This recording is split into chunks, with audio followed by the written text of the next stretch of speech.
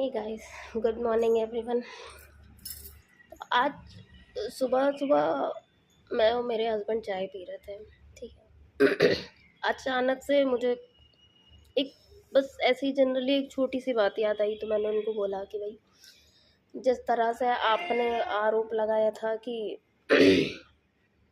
Bank को मतलब bank की नौकरी देखकर शादी की है, तो वो बात गलत थी। क्योंकि आपसे ऊपर तमाम तमाम तमाम करोड़पति अरबपति ऐसे लोगों के रिश्ते आए थे। मुझे नहीं बताया गया था, मुझे सब फोटो दिखाई गई थी, क्योंकि मेरे घर वालों को भी पता था कि इसको पैसे से कोई मतलब नहीं है। तो मेरे को सब फोटो दिखाई गई थी 6-7। उनमें ये मेरे को थोड़े से मतलब इनोसेंट लगे। इनोसेंट और भी थे, लेकिन ये मेरे को थोड़ा से, वो कहते हैं ना, थोड़ा सा स्पार्क जिसको कहता है। मैंने बस उस पर्पज पे इनको पसंद किया था। ठीक है। ये बात नहीं है कि ये बात इन्होंने बोली है, नहीं। इनके घर में भी, इनके पूरे परिवार ने, और ख़ास करके इनके बीच वाले जो है, कौन, क्या नाम उस आदमी का, किशन सिंघल करके, ठीक है। उसने बोला था मेरे को कि अरे चलो बैंक की नौकरी देख के शादी कर ले। तो पहली बात तो ये कि भैया, तुमने भी एक बैंक वाली की ही लड़की से शादी की है। ठीक है। मेरे पापा एक सिंगल विंडो ऑपरेटर होने के साथ साथ deputy secretary leader of all UP branches भी थे। ठीक है। अभी रिटायर हुए हैं मई 2020 में। ठीक है। उनकी वजह से ही तुम जाने जाते हो, वरना तुमको यहाँ कोई नहीं जानता है। शुरुआत में तुमने बहुत यहाँ पे कानपुर आने के बाद छुपाने की कोशिश की कि अरे नहीं, वो तो मैं तो उनके दूर का दामाद लगता हूँ, मतलब लोगों से। तो भाई ऐसे थोड़ी ना होता है, तुम लोगों से कुछ भी कह रहे हो क्या? लोग तुम्हें, तुम उनके लिए नए हो ना, हम लोग थोड़ी ना नए हैं। उन लोगों ने इधर बताया कि भाई ऐसे ऐसे बात बोल रहे हैं। कई टाइम तक पापा पे भी नहीं विश्वास किया गया कि भाई जिस आदमी के लिए ये मेरे पापा इतने परेशान हैं, क्या वो सच में इनके दामाद है? तो आखिर में जब किसी ने एक बार पूछ लिया, डायरेक्टली पूछ लिया कि पोद्दार साहब, क्या सच में ये आपके दामाद है? तो पापा ने बोला हाँ भाई, मेरी बेटी का दाम मतलब हस्बैंड है। ठीक है। मतलब छोड़ो। तो बैंक की नौकरी पे थी। मेरे को ये गिनाया गया कि बैंक की नौकरी देख के शादी की। अपने घरों में, अपने पूरे खानदान में मतलब मेरे को बदनाम भी किया गया पूरा। दूसरा, मेरे को इस चीज़ पे बदनाम किया गया था कि कपड़े ब्रांडेड पहनती हैं, चप्पल बाटा की पहनती है। तो मैंने तो अब मतलब 2-3 साल, 4 साल तो इन्होंने बहुत बदनाम किया। तो अब मैं इनसे कभी कहती नहीं हूँ। मेरे कपड़े हमेशा, मतलब जहाँ तक मुझे याद है कि 2007 या 8 से मैंने जब भी पहना ब्रांडेड पहना है। चाहे वो लाइफ स्टाइल हो, बीबा हो, कॉटन कल्चर हो, मैक्स के कपड़े हो, रिलायंस के कपड़े हो, और एलिया के कपड़े हो। इसके अलावा मैंने कभी किसी दूसरे ब्रांड की तरफ देखा नहीं, मतलब लोकल मार्केट में कभी जाती नहीं। मेरे मतलब दीदी और जो मेरी छोटी सिस्टर हो, उन वो सब ऐसे हैं कि जो उनको पसंद आए, जहाँ से पसंद आए वो ले लेते थे। लेकिन मेरा ये था कि नहीं यार, प्रोफेशनली मेरे को ब्रांडेड कपड़े ही पसंद है, और भाई दिलाया भी जाता था। खैर, वो सब ख्वाहिशें पूरी ख़त्म। ठीक है। अब जब ये बात मैंने उनको बोला कि भाई मेरे को इस तरह से बदनाम किया, तो उन्होंने मेरे को ये समझाया कि अरे वो सब पुरानी बातें, देखो नई नई शादी हुई थी ना, तुम मेरे बारे में ठीक से जानती थी ना, मैं तुम्हारे बारे में ठीक से जानता था। ठीक है। तो मैंने तो उनको कहीं बदनाम नहीं किया था। अगर तुम मेरे लिए अनजान थे, तो मैंने बिना तुम्हारे बारे में जाने मैंने तुम्हें कहीं बदनाम नहीं किया। और तुमने मेरे बारे में, मैं तुम्हारे साथ इतने साल रही, उसके बाद भी मेरे को ना जाने कितना बदनाम किया, कितने लोगों के साथ बदनाम किया। हम्म। और जहाँ तक रही कि सिर्फ इतनी छोटी सी बात से मैं हट हूँ, नहीं, मेरे जीवन में 2-3 ऐसी चीज़ें हैं जिसकी वजह से मैं बहुत ज़्यादा हर्ट हूँ, बहुत ज़्यादा। और ये बात मैं अपने पति से शेयर नहीं कर सकती, क्योंकि मैं वो चीज़ दोबारा ला ही नहीं सकती जो पिछले टाइम पे वो चीज़ को इम्पोर्टेंस ही नहीं दिया गया। ठीक है। उसका रीज़न ये था कि मेरे पहले बच्चे को मरवाने में पूरा मेरे ससुराल वाले का हाथ था। वो किस तरह से था, ससुराल वाले ही नहीं, ससुराल वालों का हाथ होता तो शायद एक बार में छोड़ देती, और मैंने उनको छोड़ भी दिया। इतने इस तरह के नीच प्रवृत्ति के लोग। ठीक, सबसे ज़्यादा दुख होता है कि उसमें हमारे पति भी शामिल थे। पति किस तरह शामिल थे मैं आपको बताती हूँ। जब मैं प्रेग्नेंट थी तो सबसे पहला जो वो पड़ा था, क्या कहते हैं, त्योहार, वो था अहोई अष्टमी। ठीक है, तो मैंने इनको बोला कि भाई फ़ोन करके पता करो कैसे होता है, या हम भी फ़ोन कर रहे थे, हम खुद भी फ़ोन कर रहे थे। इन लोगों ने ऐसी कोई बहुत अच्छी मेरे साथ बॉन्डिंग नहीं बना के रखी थी जो मैं इनको फ़ोन करूं, लेकिन फिर भी मैं कर रही थी, और मैं अपनी तरफ से हर बार फ़ोन करती थी, कभी ना कभी कैसे ना कैसे करके। बस यही लोग, अरे ये बात रोहित भैया को नहीं बताना, नहीं तो घर में हमारी ऐसा हो जाएगा वैसा हो जाएगा। मैंने कहा, ठीक है, नहीं बताऊँगी। अब उसमें मेरे पति का हाथ कैसे था, उन्होंने अपनी तरफ से मेरे को मना किया कि तुम, अरे अरे कोई बात नहीं, अपने अपने आप करो। मतलब जानबूझ के मेरे से जबरदस्ती का बदला लेने के लिए। अभी अगर उनसे पूछा जाए कि बदला किस बात का, तो वो नहीं बता पाएंगे भाई, बदला किस बात का, किस बात का बदला तुम अपनी बीवी से ले रहे थे, वो नहीं बता पाएंगे। ठीक है, और अपने घर में सबका फ़ोन स्विच ऑफ करा के रखा हुआ था। ठीक है, पहला तो ये हुआ कि त्यौहार में इन्होंने मेरे पहले त्यौहार में, बच्चे के त्यौहार में, समझ सकते हो क्या रीज़न होगा, ठीक है, नहीं बताया। दूसरा, मेरे घर में श्री गोपाल यंत्र था, है, ठीक है, उनका ये रोज अपमान करते थे, रोज, मतलब सबको चंदन टीका करते थे, उनको नहीं करते थे, इसलिए क्योंकि वो मेरे मम्मी पापा ने ला के दिया था। लेकिन वो ये भूल गए कि जैसे ही वो यंत्र हमारे घर में आए थे, 1 ही महीना हुआ होगा पूजा पाठ का, मैंने कंसीव किया, जो 2-2.5 साल से नहीं हो रहा था। हो क्या नहीं रहा था, तो उनको मना किया गया था करने के लिए। उनका अपमान किया, साथ में पूरा प्रेगनेंसी टाइम पे you didn't help me any more. कभी भी कोई भी हेल्प नहीं की, चाहे मेरी कितनी भी तबीयत खराब हो, मैंने अकेले सब सफ़र किया, सब कुछ अकेले सफ़र किया। चाहे रात में मेरे को सांस लेने में दिक्कत हो रही हो, चाहे कुछ भी दिक्कत हो रही हो, ठीक है। एक दिन तो ऐसा आ गया था कि करवा चौथ का दिन था, और मेरे बहुत उल्टी, बहुत ज़्यादा, हद से ज़्यादा उल्टी हुई थी, हद से ज़्यादा लूज मोशन हो रहे थे, और दिन भर हो चुका था, और उस दिन संडे पड़ गया था इत्तेफाक से। तो मैंने इनको बोला कि भाई डॉक्टर तो पूछो। अभी कह रहे हैं कि अरे डॉक्टर तो संडे को बैठती नहीं है। अरे भाई, संडे को डॉक्टर नहीं बैठती तो तुम दूसरे डॉक्टर को दिखाओ ना। लेकिन उन्होंने उस चीज़ को प्रेफरेंस नहीं दी, तो मैंने अपने आप को दिमाग से थोड़ा सा कंट्रोल रखा। ये सारी चीज़ें मेरे दिमाग में बसती है। दूसरा, डिलीवरी के दिन भी तुमने मेरे साथ कोई भी अटैचमेंट नहीं दिखाया, तुमने अटैचमेंट दिखाया अपने बाप के साथ, ठीक है। वो जिसका मेरी लाइफ में कोई इम्पोर्टेंस नहीं था, कोई भी ऐसा इंटरफेरेंस नहीं था जिसकी वजह से मेरी लाइफ सही हुई हो। हर दिन केवल और केवल कलेश मेरे घर में करवाया, चाहे फ़ोन के थ्रू कराया हो, चाहे पता नहीं क्या समझाया हो, ठीक है।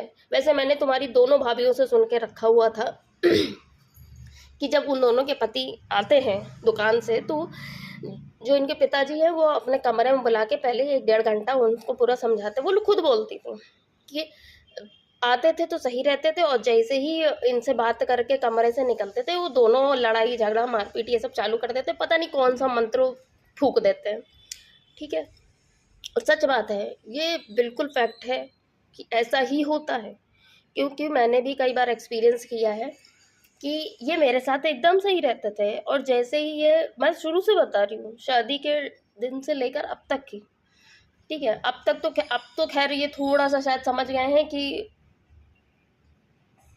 अब घर में बेवजह नहीं करना चाहिए, ठीक है।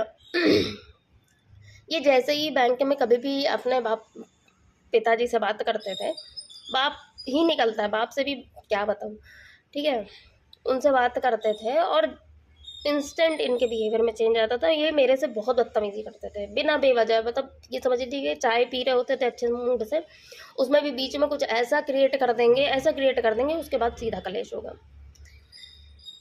ठीक।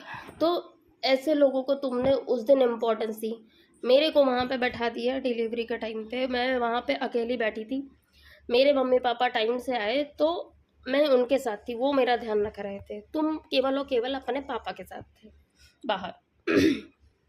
ठीक है, और बाकी तो बातें बाद में, वो सब भगवान देख रहा है, उन सबको मैं डिस्कस नहीं करूँगी। चीज़ें तो बहुत, जो तुम तंत्र मंत्र जो भी कराया तुमने, जो भी था, हो सकता है मे भी तुम्हारे नॉलेज में ना हो, तुम्हारे सामने सब अच्छे बन रहे हो, लेकिन मेरे को भी बहुत इंट्यूशन आता है भाई। इंट्यूशन क्या, मेरे आँख से सब परखा हुआ है। वो सारी चीज़ें देख ली। अब पता नहीं मेरी बुद्धि उस दिन क्या हो गई थी कि जिस समय मेरा बच्चा मरा, उस समय मैंने जब मेरे पापा और इनके बाप को दोनों को साथ में देखा, तो मेरे मुंह से शायद एक ही शब्द निकला था कि अरे यार कोई बात नहीं, बच्चा चला गया। लेकिन ये दोनों को साथ देख के मेरे को ज़्यादा खुशी हो रही है। वो मेरे जीवन का सबसे वर्स्ट डिसीजन था, क्योंकि मैंने उस आदमी पे विश्वास कर लिया था जो विश्वास के लायक ही नहीं था। ठीक है, उसके बाद भी उसने बदतमीजी करनी नहीं छोड़ी, उस चीज़ का गुस्सा। ठीक है, वो मेरे दिमाग से कभी नहीं जाएगा, क्योंकि अगर मेरा बच्चा वापस आता तो शायद मैं एक बार माफ़ कर देती, शायद मेरे दिमाग में इतना गुस्सा नहीं भरा होता। लेकिन तुम्हारी ही इन दो तीन चीज़ों के कारण मेरा बच्चा गया। ठीक है, पहला, त्योहार को पूरी तरीके से वो करवा दिया गया कि नहीं, इसको किसी तरह से पता नहीं चलना चाहिए। कोशिश यही थी कि ताकि इसके बच्चे को कुछ हो जाए। दूसरा, जो हमारे घर में संतान को पाले अंतर थे, उनको कोई वैल्यू नहीं दी गई, थे वो भी लड्डू गोपाल के स्वरूप। ठीक है, तीसरा, तुमने पूरी डिलीवरी भर में मेरी कोई हेल्प नहीं की, कोई सिंगल हेल्प नहीं की। चाहे मैं कितना तड़पती रही, कितना परेशान होती रही, कोई हेल्प नहीं की। मेरी तबीयत बिगड़ती थी, फिर भी कभी छुट्टी नहीं ली, चले जाते थे। दूसरा, मेरे घर वाले जिन्होंने मेरे बच्चे के ऐसा होने के बाद पूरी तरीके से मेरी हेल्प की, पूरी तरीके से, जिसको कहते हैं हर चीज़ का ध्यान रखा, खाने पीने, हंसाने का तक का, उस टाइम पे भी हंसाने का, कि ताकि कम से कम मेरी बच्ची को वो दुख ना हो जो दुख उसने वो झेल के आई है। इतना बड़ा डिसीजन मेरी बेटी ने लिया कि ठीक है बच्चा चला गया तो क्या हो गया। उनको भी पता था कि इतना बड़ा डिसीजन शायद मेरे लिए इजी नहीं था, लेकिन फिर भी उनको मेरे को खुश रखना था। उसके लिए भी उन तीनों लोगों को, मतलब मेरे मम्मी पापा और मेरी छोटी बहन को, स्वार्थी का नाम दे दिया गया भाई। जो तीन व्यक्ति अपना, मतलब मेरे मम्मी पापा की तो खैर शुगर बीपी और ना जाने यूरिक एसिड और घुटने की दवाई और पता नहीं क्या क्या दवाई चल रही है। वो दवाई बेचारे 3 दिन से छोड़ के बैठे। घर में देखा मैंने, शुगर और बीपी का दोनों के चेहरे सूजे हुए। ठीक है, ये कह रहे अरे हम घर जाके ले आते हैं ना, हम घर जाके, तुम्हें क्या पता घर की दवाई भाई, तुम्हें क्या पता। अभी तुमसे पूछ लिया जाए कि तुम्हारे पे वो रीढ़ की हड्डी की कोई दवाई बता दो, नहीं बता पाओगे तुम। ठीक है, वो सिर्फ शो ऑफ था। उसके बाद जब वो बेड पे बैठ रहे थे तो तुमने जानबूझ के बदतमीजी करी, खुद जाके बेड पे बैठ जाते थे ताकि उन लोगों को थोड़ा सा गिल्टी फील हो, नीचता वाली हरकतें हैं। और बाहर जाके तुम मेरे पापा से कह रहे थे बताओ पापा हम क्या, हाँ, हाँ हम बिस्तर पे बैठे थे तो ये हमको झूठा आरोप लगा रही थी।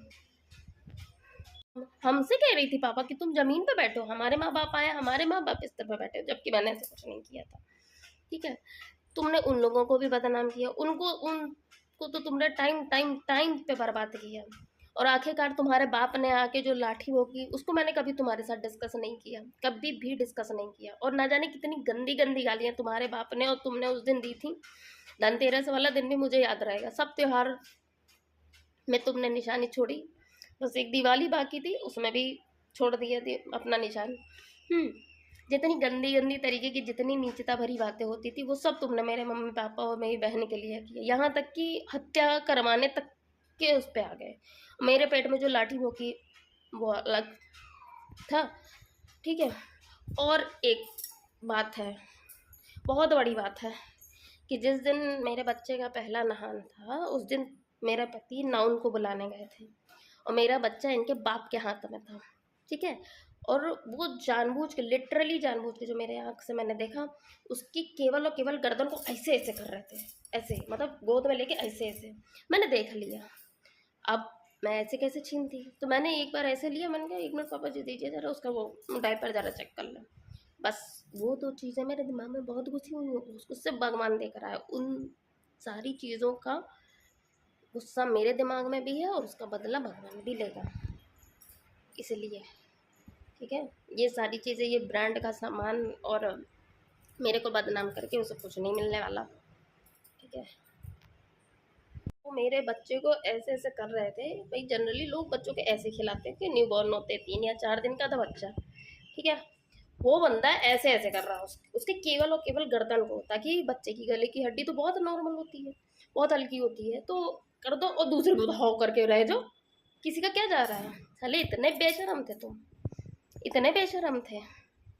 एक बच्चे को मरवा के हैं, मेरा पहला बच्चा मरा, मेरी पूरी लाइफ ऐसे इस तरह से मेरे पति के साथ मिल खराब करवा के उसके बाद तुम मेरे दूसरे बच्चे को मारने वाले थे। और तुम्हें क्या लग रहा था किसी को पता नहीं चलेगा? मैं वहीं पे खड़ी थी, ठीक है। तुम्हारी आंखों की खुन्नस तुम्हारे एक्शंस में दिखाई पड़ रहा है, इसलिए मैंने ये चीज़ें मैंने अपने पति से कभी डिस्कस की ही नहीं है, वो मैंने भगवान पे छोड़ रखी है कि तुम देखोगे इसको, और अगर तुमने नहीं देखा तो मेरा विश्वास तुम पर से उठ जाएगा। वो विश्वास रखो, एक ना एक दिन तुमको वो इतना इस तरह का दुख देगा ना, इस तरह का दुख देगा कि तुम पानी तक के लिए तरसोगे, ठीक है। ये 2-3 चीज़ें हैं जो मेरे दिमाग से कभी नहीं जा सकती, कभी नहीं जा सकती।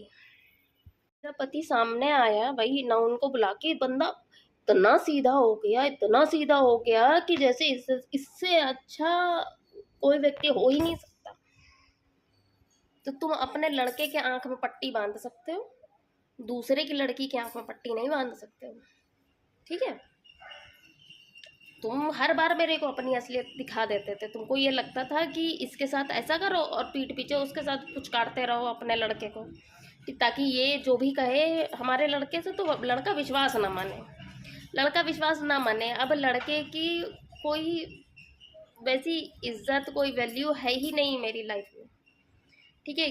और उसके रीज़न भी सिर्फ तुम हो, वरना हम जिसको इतनी इज्जत देते थे, जितना जिसकी इतनी केयर हम अभी करते हैं, ठीक है, उसकी इज्जत गंवाने वाले मेरी नज़रों में सिर्फ और सिर्फ तुम इकलौते आदमी हो, तुम और तुम्हारे साथ की वो नीलम सिंघल, किशन सिंघल, और वो तुम्हारा वो बदतमीज पोता क्या नाम है उसका, उत्कर्ष सिंघल। ये 4 लोग हैं, ठीक है। बस इन लोगों की वजह से मेरे पति के लिए मेरे दिमाग में ये सारी बातें हैं। मेरा पति इंडिविजुअल बहुत सही व्यक्ति है, बहुत सही व्यक्ति है, लेकिन उसके दिमाग में हर मेरी अच्छी चीज़ को, हर मेरे परिवार की अच्छी चीज़ों को तुमने पलट के रख दी, कि ऐसा ना हो कि मेरा लड़का उधर की तरफ चला जाए। भाई तुम्हारे लड़के की ज़रूरत मेरे पूरे ख़ानदान में किसी को नहीं है, ना तुम्हारे जैसे लोगों की ज़रूरत है मेरे पूरे ख़ानदान में। बहुत उन्होंने रिश्ते निभा लिए, बहुत कर लिया, ठीक है। उनकी लड़कियां ही लड़कों के बराबर हैं, उनकी लड़कियों का पालन पोषण उन्होंने इस तरह किया है कि लड़के उनके आगे फीके पड़ जाएंगे, ठीक है। तो तुम्हारे लड़के को ललबबुआ बना के हमारे माँ बाप को बहुत बड़ा रिवॉर्ड नहीं मिल रहा था, ठीक है।